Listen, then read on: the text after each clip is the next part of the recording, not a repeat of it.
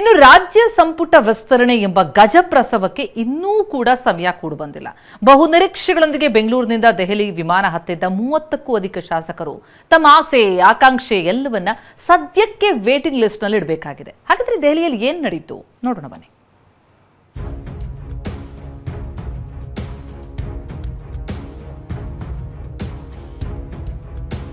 ಇನ್ನೊಂದು ವಾರಕ್ಕೆ ಮುಂದೂಡಿಕೆಯಾದ ಸಂಪುಟ ವಿಸ್ತರಣೆ. ಸಚಿವ ಸಂಪುಟಕ್ಕೆ ದೆಹಲಿಯವರು ಏನ್ ಹೇಳಬೇಕು ನನಗೆ ಹೇಳಿದ್ದಾರೆ. ರಾಜ್ಯ ನಾಯಕರು ನೀಡಿದ ಪಟ್ಟಿಗೆ ಸಹಮತ ನೀಡದ Rahul Gandhi. Hotel Management with AI.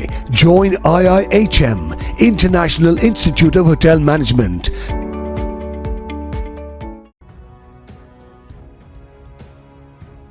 ಹೈಕಮಾಂಡ್ನಿಂದ ಸಿದ್ಧವಾಯಿತು 60-40 formula. ಏನದು? ಎಲ್ಲವೂ ಅಂದುಕೊಂಡಂತೆ ಆಗಿದ್ರೆ ರಾಹುಲ್ ಗಾಂಧಿ ಜೊತೆಗಿನ ರಾಜ್ಯ ನಾಯಕರ ಸಭೆಯಲ್ಲಿ ಹೊಸ ಸಚಿವರ ಪಟ್ಟಿ ಫೈನಲ್ ಆಗಬೇಕಿತ್ತು. ಆದರೆ ರಾಜ್ಯ ನಾಯಕರು ನೀಡಿರುವ ಪಟ್ಟಿಗೆ ರಾಹುಲ್ ಗಾಂಧಿ ಸಹಮತ ವ್ಯಕ್ತಪಡಿಸಿಲ್ಲ. We will rework on this ಅಂತ ಹೇಳಿದ್ದಾರೆ. ಅದಕ್ಕೆ ಕಾರಣ ರಾಜ್ಯ ನಾಯಕರು ಒಯ್ದ ಪಟ್ಟಿ. ಹೌದು, ಸಿಎಂ ಡಿಕೆ ಶಿವಕುಮಾರ್, ಸಿದ್ದರಾಮಯ್ಯ ಹಾಗೂ ಹರಿಪ್ರಸಾದ್ ಈ ಮೂವರ ಪಟ್ಟಿಯಲ್ಲೂ ಹಿರಿಯರು ರಾರಾಜಿಸಿದ್ರು. ಆದರೆ ಯಂಗ್ ಟರ್ಕ್ ಅಂದ್ರೆ ಯುವ ಮುಖಗಳ ಮಂತ್ರ ಜಪಿಸುತ್ತಿರುವ ರಾಹುಲ್ ಗಾಂಧಿ ಯುವನೇತ ಕಹಾ ಹೇ ಎಂಬಂತೆ ರಾಜ್ಯ ನಾಯಕರನ್ನ ಪ್ರಶ್ನೆ ಮಾಡಿದ್ದಾರೆ. ಅಲ್ಲದೆ ಹೊಸ ಸಚಿವರ ಪಟ್ಟಿಯನ್ನ ಸಂಪೂರ್ಣವಾಗಿ ಸಿದ್ಧಪಡಿಸಿ ಅಂತ ಸೂಚನೆ ನೀಡಿದ್ದಾರೆ. ದೆಹಲಿಯವರು ಏನ್ ಹೇಳಬೇಕು ನನಗೆ ಹೇಳಿದ್ದಾರೆ. ಖರ್ಗೆ ಸಾಹೇಬರು ಇಲ್ಲ, ಅವರು ಇರ್ತಾರೆ, ಬಂದ ಮೇಲೆ ಏನು ತೀರ್ಮಾನ ಮಾಡ್ತಾರೆ, ಹೈಕಮಾಂಡ್ ಏನು ಮಾಡ್ತಾರೆ, ನಾವೆಲ್ಲ ನಮ್ಮ ಅಭಿಪ್ರಾಯಗಳನ್ನ ತಿಳಿಸಿದ್ದೀವಿ. ಅವ್ರೇನು ಮಾರ್ಗದರ್ಶನ ಕೊಟ್ಟಿದ್ದಾರೆ, ಅವ್ರು ಯಾವಾಗ ಹೇಳ್ತಾರೋ ನಾನು ಸಿದ್ಧತೆ ಮಾಡ್ಕೊಂಡಿದ್ದೀನಿ. ಹೀಗೆ ಪಟ್ಟಿಗೆ ಸಹಮತ ಸಿಗದ ಕಾರಣ ರಾಹುಲ್ ಗಾಂಧಿ ಸಭೆ ಕೇವಲ 5 ನಿಮಿಷದಲ್ಲಿ ಮುಕ್ತಾಯವಾಗಿದೆ. ಕಾಂಗ್ರೆಸ್ ಸಂಘಟನಾ ಕಾರ್ಯದರ್ಶಿ ಕೆಸಿ ವೇಣುಗೋಪಾಲ್ ನಿವಾಸದಲ್ಲಿ ಇನ್ನೊಂದು ಸುತ್ತು ಸಭೆ ನಡೆಯಿತು.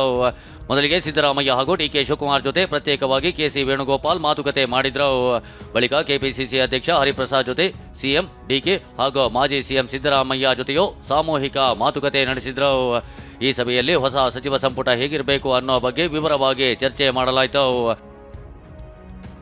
ಮೊದಲ ಪಟ್ಟಿಯಲ್ಲಿ ಕೆಲ ಹಿರಿಯರಿಗೆ ಲಾಸ್ಟ್ ಚಾನ್ಸ್ ನೀಡಲಾಗಿದ್ರೆ ಈಗಿನ ವಿಸ್ತರಣೆಯಲ್ಲಿ ಹೊಸಬರಿಗೆ ಫಸ್ಟ್ ಚಾನ್ಸ್ ನೀಡೋ ಬಗ್ಗೆ ನಿರ್ಧರಿಸಲಾಗಿದೆ. ಸಂಪುಟ ವಿಸ್ತರಣೆಯ ಮಾನದಂಡವನ್ನ ಕೆಸಿ ವೇಣುಗೋಪಾಲ್ ನಿವಾಸದಲ್ಲಿ ಚರ್ಚಿಸಲಾಗಿದ್ದು, 60% ಸ್ಥಾನವನ್ನ ಹೊಸಬರಿಗೆ ನೀಡಲು ನಿರ್ಧರಿಸಲಾಗಿದೆ. ಬಾಕಿ ಇರುವ 40% ಸ್ಥಾನದಲ್ಲಿ ಹಿಂದಿನ ಸಚಿವರೇ ರಿಪೀಟ್ ಆಗೋ ಸಾಧ್ಯತೆ ಇದೆ. ಹೀಗಾಗಿ 20 ಮಂದಿ ಸಚಿವರಾದರೆ 12 ಮಂದಿ ಹೊಸ ಮುಖಗಳಿಗೆ ಅವಕಾಶ ಸಿಗೋ ಸಾಧ್ಯತೆ ಹೆಚ್ಚಿದೆ. ಆದರೆ ಸಿದ್ದರಾಮಯ್ಯ ಕ್ಯಾಬಿನೆಟ್ನಲ್ಲಿದ್ದ ಯಾವ 12 ಮಂದಿ ಸಚಿವರು ಈ ಬಾರಿ ಅವಕಾಶ ವಂಚಿತರಾಗ್ತಾರೆ ಅನ್ನೋದೇ ದೊಡ್ಡ ಪ್ರಶ್ನೆಯಾಗಿದೆ. ಕೆಸಿ ವೇಣುಗೋಪಾಲ್ ನಿವಾಸದಲ್ಲಿ ನಡೆದ ಸಭೆಯಲ್ಲಿ ರೆಡಿಯಾದ ಮಾನದಂಡಗಳನ್ನು TV9 ಎಕ್ಸ್ಕ್ಲೂಸಿವ್ ಆಗಿ ನಿಮ್ಮ ಮುಂದೆ ಇಡ್ತಾ ಇದೆ.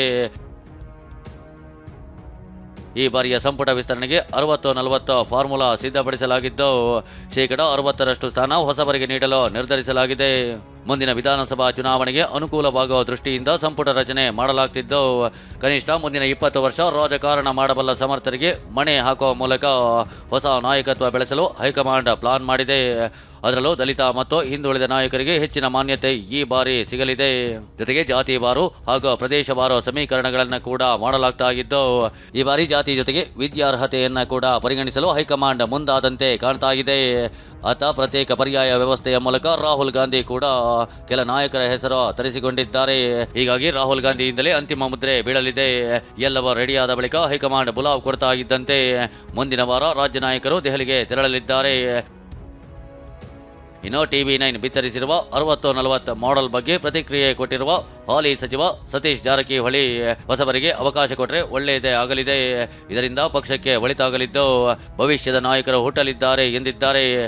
ಅವ್ರದ್ದು ಇದೆ, ಹೊಸಬ್ರಿಗೆ ಕೊಡಬೇಕಂತ ಒಂದು ಆಸೆ ಇದೆ ಅವರಿಗೆ. ಉಳಿದ್ರಿಂದ ಒಳ್ಳೇದು, ಯಾಕಂದ್ರೆ ಹೊಸ ಲೀಡರ್ಶಿಪ್ ಬರ್ತೈತೆ, ಸೊ ಪಾರ್ಟಿಗೆ ಅಸೆಟ್ ಆಗ್ತಾರೆ. ಹೊಸಬ್ರು ಕೆಪಾಸಿಟಿ ಇದ್ರೆ ಅಂತನೂ ಇಂಡಕ್ಟ್ ಮಾಡಬೇಕು. ಮುಂದಿನ ವಿಧಾನಸಭಾ ಚುನಾವಣೆಯ ಗೆಲುವಿಗೆ ಅಸ್ತ್ರವಾಗಿ ಬಳಸಲು ಹೈಕಮಾಂಡ್ ಚಿಂತನೆ ಮಾಡಿದೆ. ಪ್ರಸನ್ನ ಜೊತೆ ಪ್ರಮೋದ್, TV9 ಬೆಂಗಳೂರು.